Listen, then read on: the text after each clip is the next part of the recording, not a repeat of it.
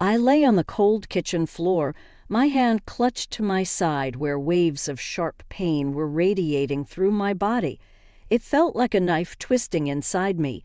My 7-year-old daughter, Lily, stood nearby, her small face etched with fear. "Mommy, are you okay?" Lily's voice quivered, barely above a whisper. "I'll be fine, honey, just a bad stomach ache," I lied, attempting to mask the severity of my pain. Footsteps echoed through the hallway as my husband, David, appeared in the doorway, his expression one of annoyance rather than concern. He was all set for his trip, suitcase in hand. "What's going on, Evelyn? Why are you on the floor?"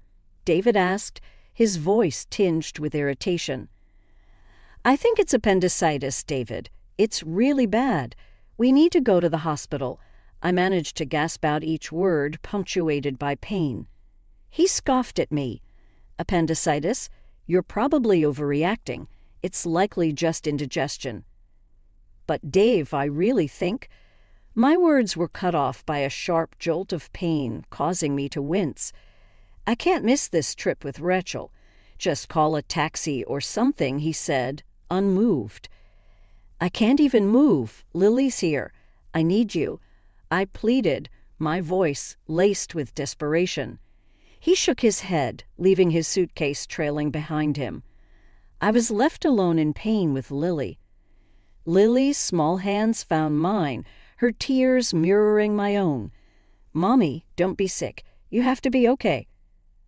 I gathered what little strength I had, pulling Lily close. "I'm here, darling. Mommy's here." With David out of the picture, I knew I had to take action. Shaking hands fumbled for my phone, and I dialed the only person I knew I could count on, my brother Michael. "Hello." Michael's voice was a beacon of hope.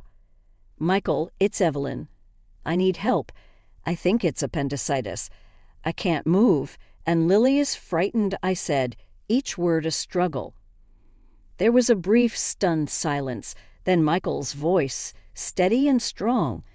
"I'm coming right now. Hold on, Evelyn. I'll be there as soon as I can." Leaning back against the cold tile, I closed my eyes, trying to keep the pain at bay. Lily cuddled up to me, her presence a small comfort in that moment. A resolve formed within me. David's abandonment in my time of need would not be forgotten. It was a deep cut, a betrayal that marked the beginning of a change. As I lay in the hospital bed, the sterile white walls and the soft beeps of the machines around me felt strangely comforting. The surgery for my appendicitis had been a success, but the emotional wound left by David's abandonment was still raw. I had managed to call my parents to take care of Lily while I recovered, their voices filled with concern and unspoken questions about David's absence. 3 days later, I was back home. The physical pain was a dull reminder of the recent ordeal. Lily, her face brightening at my return, ran into my arms. "Mommy, you're back. Are you all better now?"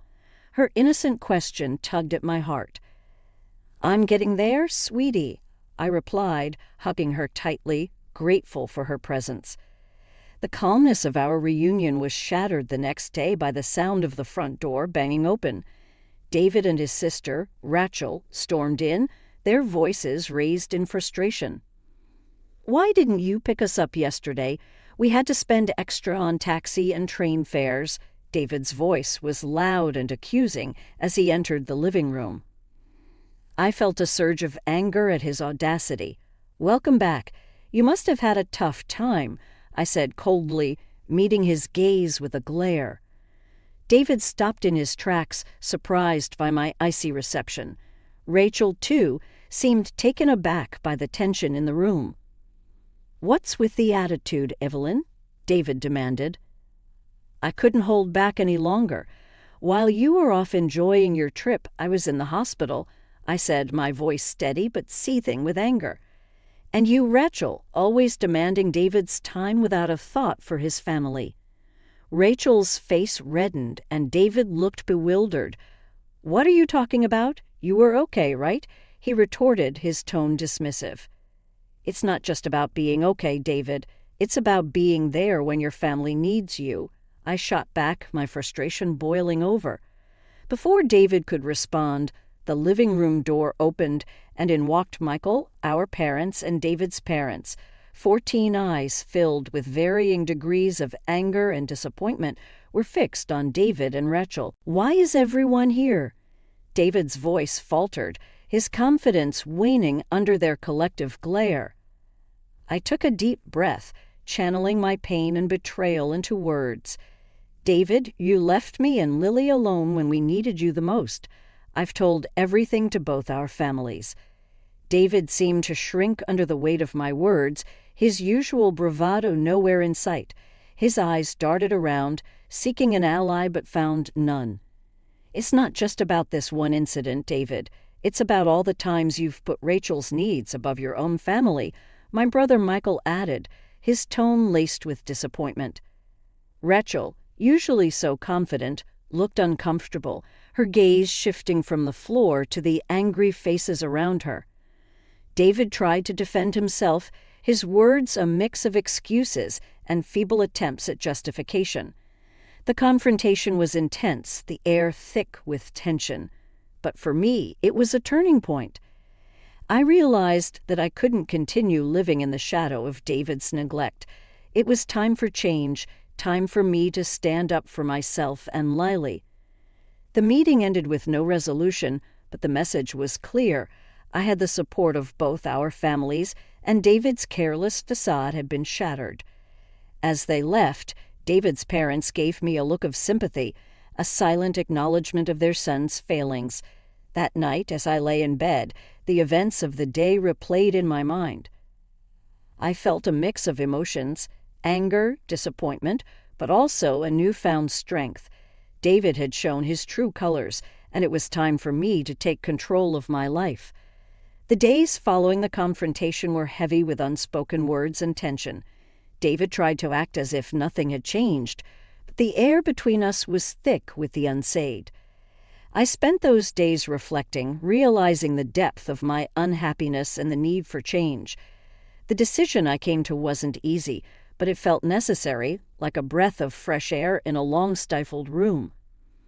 One evening, as David sat on the couch, nonchalantly flipping through the TV channels, I walked up to him, a folder in my hand. "David, we need to talk," I said, my voice steady. He glanced up, a flicker of annoyance crossing his face. "What now, Evelyn?" I took a deep breath and handed him the folder. "I want a divorce," I said. David stared at me, his expression a mix of disbelief and mockery. "Divorce? Don't be ridiculous, Evelyn. You're overreacting." I shook my head, feeling a sense of empowerment growing within me. "It's not an overreaction. I've thought about this a lot. You've constantly put Rachel before me and Lily. I can't live like this anymore." David's face twisted into a sneer. "You think you can manage on your own? Don't be naive, Evelyn." His words were meant to wound, but I stood my ground. "I'm not naive, David. I'm aware of what this means. But I'd rather face that uncertainty than continue feeling invisible in my own marriage." He laughed, a cold, harsh sound. "Good luck, Evelyn. You'll come crawling back once you realize how hard it is out there." I felt my anger rising but kept my composure. "I won't. This is my decision, and I'm sticking to it." For a moment, David looked like he might argue further, but then he shrugged, an arrogant smirk on his face.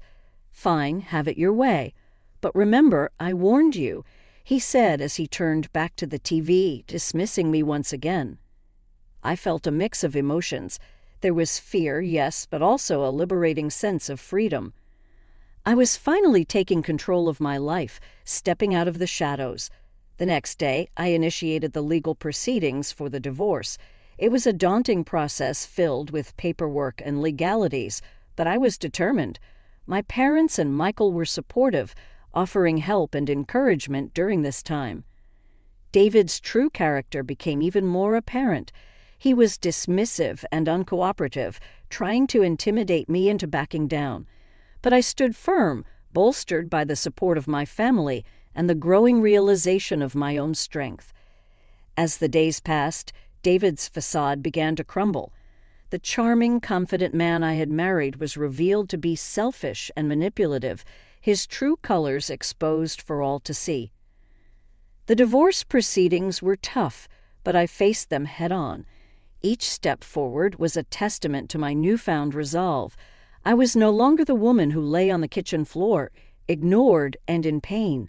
I was a woman reclaiming her life, her dignity, and her happiness. The divorce was a grueling process marked by David's attempts to undermine and belittle me at every turn.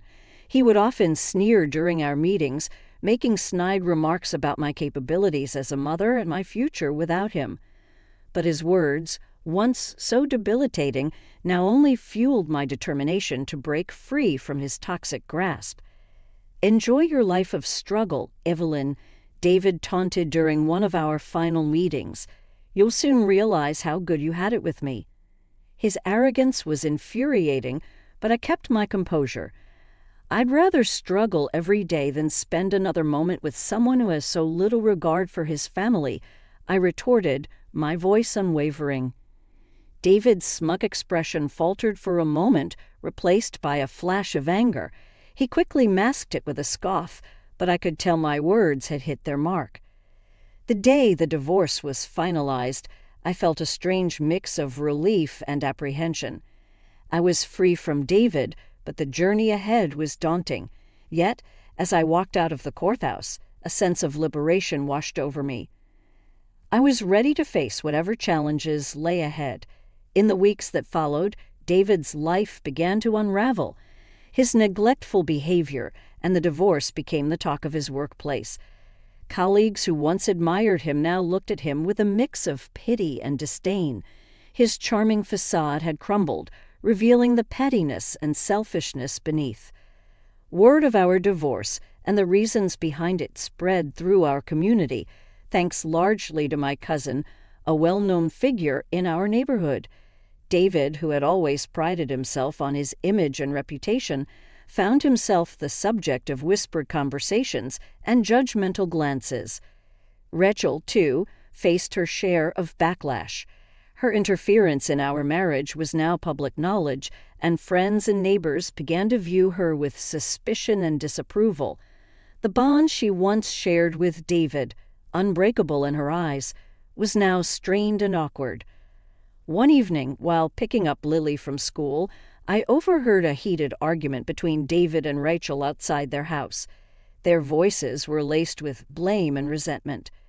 "It's your fault we're in this mess, Rachel," David yelled, his frustration evident. "How dare you blame me? You're the one who couldn't keep your family together," Rachel shot back, her voice high with anger.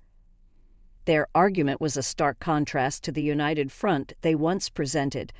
The seeds of discord sown by their actions had finally borne fruit, and they were now reaping the consequences. As I walked away with Lily, I felt a sense of vindication. David and Rachel were finally facing the repercussions of their selfishness. It was a harsh lesson, but one they had brought upon themselves. That night, as Lily slept peacefully in her room, I sat by the window reflecting on the past few months. The journey had been difficult, but it had led me to a place of strength and self-respect. I had fought for my dignity and for Lily's future, and though the road ahead was uncertain, I knew I was ready to face it. I felt ready to face it with newfound confidence. In the aftermath of the divorce, life settled into a new rhythm, one that was quieter but more fulfilling.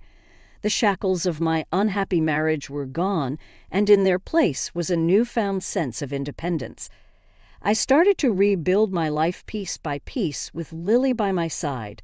My first step was to secure a job.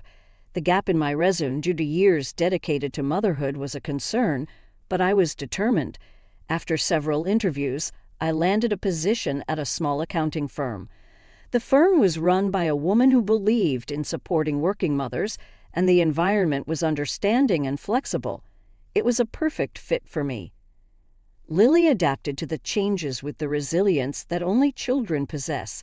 She started kindergarten, her days filled with new friends and learning. Her laughter and chatter filled our home with joy, a stark contrast to the tense silence that had pervaded it before. But the echo of my past with David was not completely silenced. One afternoon, while dropping Lily off at school, I overheard a group of parents whispering, "That's her, Evelyn." Heard her husband left her because he couldn't stand being around her anymore. Their words stung, but I held my head high. The gossip and judgment were small prices to pay for the freedom and peace I now had. Meanwhile, David's downfall continued. His pride had taken a significant hit, and his once spotless reputation was now tarnished. I heard from mutual acquaintances that he had moved back in with his parents, a fact that he tried to keep hidden, but eventually seeped out. Rachel's situation was no better. Her meddling in our marriage had alienated her from many of her friends. The once inseparable siblings were now barely on speaking terms, their relationship strained by blame and regret. As for me, I found solace in the support of my family. My brother Michael moved closer to us, and his presence was a constant source of comfort. My parents doted on Lily, their love for her a balm to the wounds of the past. One day, while sipping coffee in my kitchen, I reflected on the journey I had taken, the pain, the struggle, the liberation. It had all led me to this moment of tranquility. I had not only survived, I had emerged stronger, more self-assured. The doorbell rang, pulling me from my thoughts. I opened the door to find David standing there, a look of defeat on his face. "Evelyn, I'm sorry. I didn't realize what I had until it was gone." His apology, though late, was a validation of my decision. "Thank you, David," I said, not unkindly, but it's too late. I've moved on. As I closed the door on David and the life we once shared, I felt a sense of closure. The chapter of my life that he had been a part of was over, and a new chapter was beginning. A chapter where I was the author of my own story, free to write my future as I saw fit. Lily's voice called out from the living room, bringing a smile to my face. I walked towards her, ready to embrace the life that lay ahead, a life full of possibilities and hope.